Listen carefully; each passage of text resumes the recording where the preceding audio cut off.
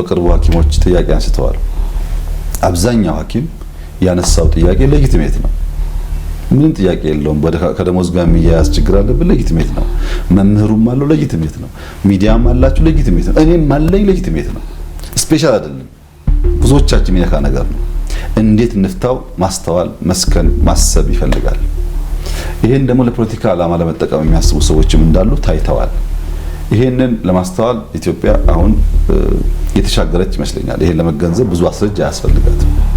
በጣም የሚያሳዝነው ነገር ፔሮል ላይ ፈርመው የማያውቁ ደሞዝ በልተው የማያውቁ የደሞዝን ምንጭና የደሞዝን ጠቀሜታ በወጉ የማይረዱ ሳይቀሩ ደሞዝ ጭማሪ እያሉ ሲጮሁ ይሰማል። መጀመሪያ ደሞዝ ለምን እንደሚፈለግ ማገልገልን መማር ያስፈልጋል እና ሐኪሞች፣ አስተማሪዎች፣ ወታደሮች፣ ፖሊሶች፣ ሚኒስትሮች፣ ጠቅላይ ሚኒስትሩ ሁላችንም የደሞዝ ጥያቄ ያለብን በሰከነ መንገድ አቅማችንን እያገናዘብን ምላሽ እየሰጠን መሄድ ያስፈልጋል።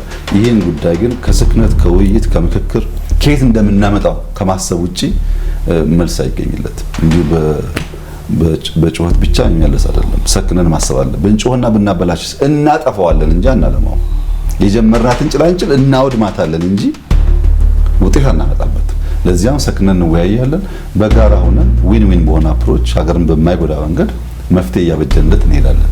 ትክክለኛ ጥያቄ ከስሁት ስታቢዎች ጋር ሲቀላቀል ስሁቶቹን እያጠፋን ትክክለኛውን ነው ደረጃ በደረጃ እየመለስን ሙቪንግ ታርጌት ቢሆንም ሰምሃው ያለውን መከራ እየቀነስን በመሄድ ኢኮኖሚውም እያደገ ኢንፍሌሽን የሚቀንስበትን መንገድ እንከተላለን ብዬ ነው የማስበው።